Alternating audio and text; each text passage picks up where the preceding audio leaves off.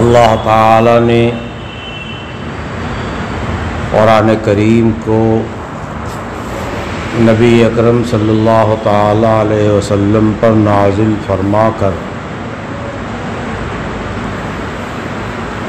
دین اور شریعت کو اس کے اندر سمو دیا۔ یہ علیحدہ بات ہے کہ تفصیلات اس میں نہیں ہیں، اس کی تفصیل اور تشریح کیا ہے نبی اکرم محمد رسول اللہ صلی اللہ تعالی علیہ وسلم نے۔ اللہ تعالی نے ارشاد فرمایا وَأَنزَلْنَا إِلَيْكَ الذِّكْرَ لِتُبَيِّنَ لِلنَّاسِ، ہم نے آپ پر قرآن نازل کیا، آپ کے پاس قرآن بھیجا ہے تاکہ آپ اس کو کھول کھول کر صاف صاف بیان فرما دیں۔ تو تشریح اور صاف صاف کر بیان کرنا یہ نبی کریم صلی اللہ تعالی علیہ وسلم کا کام ہے، ان کے حوالے کیا گیا ہے۔ اب اگر کوئی کہتا ہے کہ ہم کو قرآن پاک کافی ہے، ہمیں حدیثوں کی ضرورت نہیں ہے، تو وہ گمراہ ہے، وہ قرآن کو ماننے والا نہیں ہے۔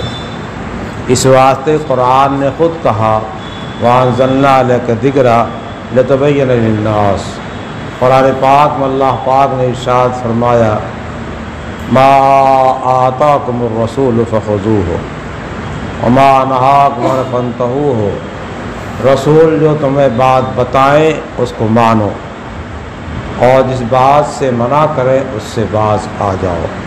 بہت ساری آیات اس انداز کی ہیں۔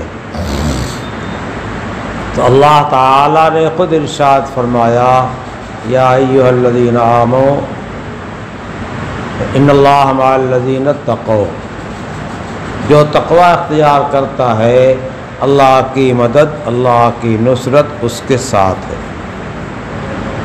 اللہ اس کے ساتھ ہے، جس کے ساتھ اللہ ہو گیا اس کا کون کیا بگاڑ سکتا ہے؟ جس کے ساتھ شیطان ہو گیا وہ تو شیطان ہو گیا، اور جس کے ساتھ اللہ ہے اس کا کوئی نہیں بگاڑ سکتا۔ ہاں، اللہ تعالیٰ کی یاد سے غفلت، اللہ کی یاد سے اعراض، اللہ کی یاد سے منہ موڑنا، یہ ایسی چیز ہے کہ قرآن نے کہا کہ جو لوگ ہمارے ذکر سے اعراض کرتے ہیں ہم ان پہ شیطان مسلط کر دیتے ہیں۔ شیطان کا مکر بہت قوی بھی ہے اور شیطان کا مکر بہت ضعیف بھی ہے، اور اس جز کو تو آدمی سوچے کہ یہ کیسے؟ قرآن کریم میں ہے ان کید الشیطان کان ضعیفا، شیطان کی تدبیر تو بڑی فسفسی ہے، بس رحمان سے جڑ جاؤ، اللہ کا تقوی اختیار کر لو، شیطان ہمت نہیں کرے گا، کنارے بھاگے گا وہ۔ ان اللہ مع الذین اتقوا والذین هم محسنون، اور ان کے ساتھ ہے جو محسن ہیں۔ محسن کی تفسیر نبی کریم صلی اللہ تعالی وسلم نے بیان فرمائی اور جبرائیل کے پوچھنے پر بیان فرمائی۔ کیا تفسیر ہے؟ جبرائیل امین نے پوچھا یا رسول اللہ مل احسان، اے اللہ رسول احسان کیا چیز ہے؟ قال ان تعبد اللہ کانک تراہ، اللہ کی عبادت ایسی کرو گویا کہ تم اللہ کو دیکھ رہے ہو۔ اس دنیا میں ہماری آنکھوں میں تاب اور طاقت نہیں کہ اللہ تعالیٰ کو دیکھ لیں۔ موسیٰ علیہ السلام اتنے قوی الجسم، نبوت و رسالت دونوں سے سرفراز، اور جب تجلی الہی ہوئی کوہ طور پر خر موسیٰ صعقا، گر گئے، کھڑے نہیں رہ سکے۔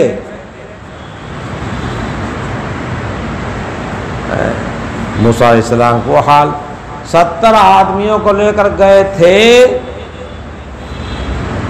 وہ 70 وہیں ختم ہو گئے۔ اب یہیں دیکھ لیجئے کہ موسیٰ علیہ السلام کی قوت نے کیا کیا، اللہ نے ان کو اس حال پہ رکھا، غش کھا کر گر گئے، اور جو دوسرے لوگ اشکال کرنے والے گئے تھے 70 پٹرا ہو گئے۔ اب موسیٰ علیہ السلام کو افسوس ہوا کہ اب تو اور مصیبت ہو جائے گی، لائے تھے کچھ کام بنے گا تو اور بگڑ گیا۔ اللہ تعالیٰ سے دعا کیا، اللہ نے ان کو پھر زندہ کر دیا۔ بعث بعد الموت کی مثال یہاں موجود ہے۔ اب ایک چیز بنی ہے نا، بعث بعد الموت کی مثال قرآن میں اور بھی ہیں۔ بہرحال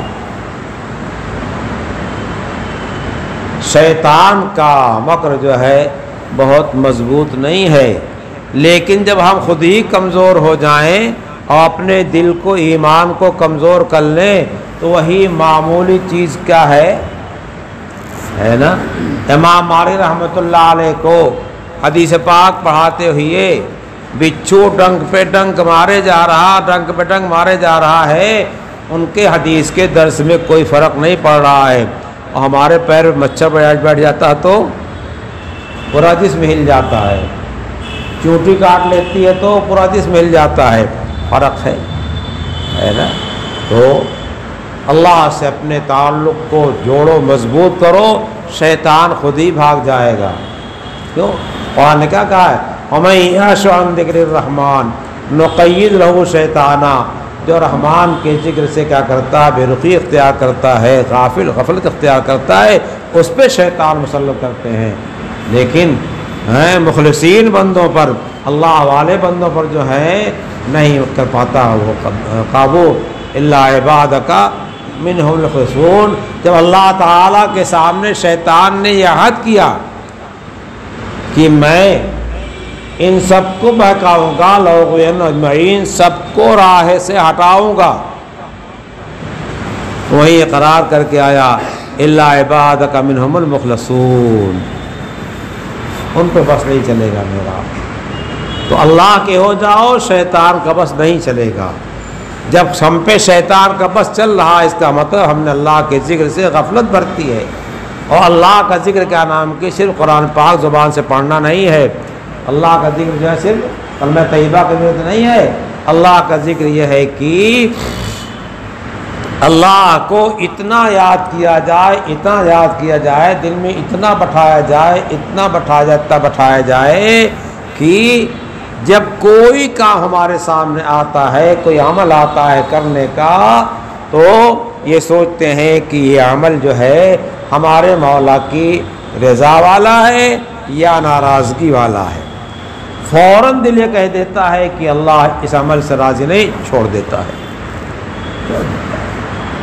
اللہ راضی نہیں ہے، آنکھ سے اجنبیہ کو دیکھنا چاہتا ہے، فوراً چھوڑا دیتا ہے۔ الاحسان ان تعبد اللہ کأنک تراہ، اللہ کو دیکھنا ہے تو اپنے آنکھ کے نور میں دیکھو، یہ کہاں سے آ رہا ہے۔ اللہ کو دیکھنا ہے تو اپنے کان کی شنوائی میں دیکھو، شنوائی کہاں سے آ رہی ہے۔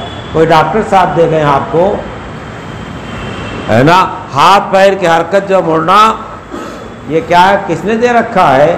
جب اللہ چاہتا فالج گرا دیتا ہے، کل ڈاکٹر فیل ہو جاتے ہیں۔ اسی لیے قرآن کریم میں جگہ جگہ غور فکر کرنے کا جو ہے حکم دیا گیا ہے۔ تو ان چیزوں فی انفسکم فلا تبصرون، اور بھی متعدد جگہ جو تفصیل کا موقع نہیں ہے۔ تو دوسرا منظر پیش کرنا چاہا اللہ کے حبیب صلی اللہ علیہ وسلم نے، فَإِن لَّمْ تَكُن تَرَاهُ فَإِنَّهُ يَرَاكَ، اگر تم نہیں دیکھ رہے اللہ کو تو اللہ تم کو دیکھ رہا ہے۔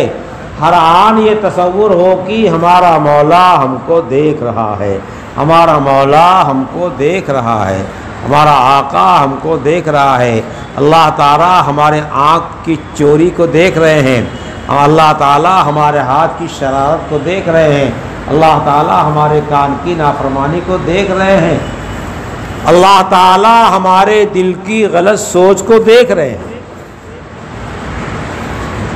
یہ جب تصور قائم ہو جائے گا تو آنکھ اٹھے گی، ڈر جائے گا۔ یہ تصور قائم ہو جائے گا تو کان سننا چاہے گا، رک جائے گا، ہے نا، زبان بولنا چاہے گی، رک جائے گی۔ زبان کی دھناتی بہت تیز ہے، یہ بہت تیز کاٹتی ہے، رکے گا۔ کیوں؟ اس کے دل میں اللہ آ گیا۔ انسان کا اصل جو ہے، جز ہے انسان کا، جس پہ حیات کا مدار انسان کی، جس انسان کے روح کی حیات جس میں ہے، انسان کی جان جس سے وابستہ ہے، وہ انسان کا دل ہے۔ دل زندہ ہے تو انسان زندہ ہے، اور دل مر گیا تو انسان حرکت نہیں کر سکتا اور زندہ نہیں رہ سکتا۔ اس دل کو آباد کرنے کی ضرورت پیش آتی ہے۔ نبی پاک صلی اللہ علیہ وسلم نے ارشاد فرمایا، الا ان فی الجسد لمضغۃ اذا صلحت صلح الجسد کلہ واذا فسدت فسد الجسد کلہ۔ جسم کے اندر ایک گوشت کا ٹکڑا ہے، جب اس کو درست ہو جاتا ہے تو سارا جسم صلاح پر ہوتا ہے، سب ٹھیک، آنکھ بھی ٹھیک، کان بھی ٹھیک، زبان بھی ٹھیک، اعضاء جوارح بھی ٹھیک۔ کیوں؟ دل بنا ہوا ہے۔ وَإِذَا فَسَدَتْ فَسَدَ الْجَسَدُ كُلُّهُ، دل خراب ہو گیا تو سارا جسم کیا ہو گیا؟ خراب ہو گیا۔ جو دل کو مریض ہو جاتا ہے آج کل ہمارے ہاں طبی طور پہ، اس کا کیا حال ہوتا ہے؟ بولنا مشکل، چلنا مشکل، بہت ساری مشکلات کے سامنے کیا ہیں؟ آ جاتی ہیں۔ دل کے زندہ کرنے کی فکر کرنی چاہیے۔ ایمان کہاں ہوتا ہے؟ دل کے اندر۔ عقیدہ کہاں ہوتا ہے؟ دل کے اندر۔ ایمان کس کا نام ہے؟ ایک صحابی کھڑے ہوئے، کہا یا رسول اللہ عمل ایمان، قال الاخلاص، اے اللہ سے ایمان کیا ہے؟ کہا اخلاص۔ اخلاص کہاں ہوتا ہے؟ زبان پہ ہوتا ہے، کان پہ ہوتا ہے، اخلاص کی جگہ دل ہے۔ خالص اللہ سے ہر عمل کے ہونے کو تصور کرے، وہی متصرف بالذات جو ہے ذات ہے۔ یہ کیا دل ہے؟ دل گلستہ تھا تو ہر شے سے ٹپکتی تھی بہار، دل گلستہ تھا تو ہر شے سے ٹپکتی تھی بہار، دل بیاباں ہو گیا، عالم بیاباں ہو گیا۔ ہمارے اکابر رحمۃ اللہ علیہم نے یہی کوشش کیا ہے کہ دل بن جائے، اور یہ اکابر کی کوشش یہاں سے شروع نہیں ہوئی ہے، یہ کوشش تو نبی پاک صلی اللہ تعالیٰ علیہ وسلم ہم کو دے کر کے گئے ہیں، اور حدیث سنا کے گئے ہیں، روایات سنا کے گئے ہیں، احسان کی تفسیر کر کے گئے ہیں۔ کوئی تصوف برا کہے کہتا رہے، لیکن حضور نے جو بیان کیا ہے اور قرآن نے جو باتیں بیان کیا ہے وہ تو کٹنے کی نہیں ہے۔ کوئی نہ مانے، اندھا ہو جائے، گندہ بینت بروز شب پر چشم، چشمہ آفتاب رات گناہ، اگر چمگادڑ دن میں اس کو کچھ نظر نہیں آتا، اس کا آنکھ میں چوٹ لگتی ہے، تو کہے صاحب آج سورج بھیا بیمار ہے کیا؟ آج سورج نہیں نکلا کیا؟ سورج کا کوئی قصور نہیں ہے، تو چمگادڑ کا قصور ہے نا۔ تو اس واسطے شریعت کی روشنی، شریعت کا سورج نکلا ہوا ہے۔ نبی پاک صلی اللہ علیہ وسلم سارے صحابہ کو روشنی دے کے چلے گئے، اسی واسطے سب کو کیا کہا گیا؟ الصحابہ کالنجوم، سارے کے سارے چمکتے ستارے ہیں۔ اب اس طریقے سے ہمیں اس کی فکر کرنی چاہیے کہ ہمارا دل کیسے درست ہو جائے۔ پھر جب دل درست ہوگا تو آنکھ صحیح استعمال ہوگی۔ یہ بادشاہ سلامت ہے۔ فقیر احمد رحمۃ اللہ فرمایا کرتے تھے، اگر دل صحیح ہے تو سارے اعضاء صحیح ہوں گے۔ اگر بادشاہ حکومت میں بیٹھا ہو صحیح ہے تو سب پرسکون رہیں گے، سب کو راحت ملے گی۔ اور اگر بادشاہ گڑبڑ آ گیا تو ظلم ستم کا بازار گرم ہو جائے گا۔ بادشاہ سلامت کو صحیح کیجئے۔ وہ کون ہے؟ دل صاحب ہے۔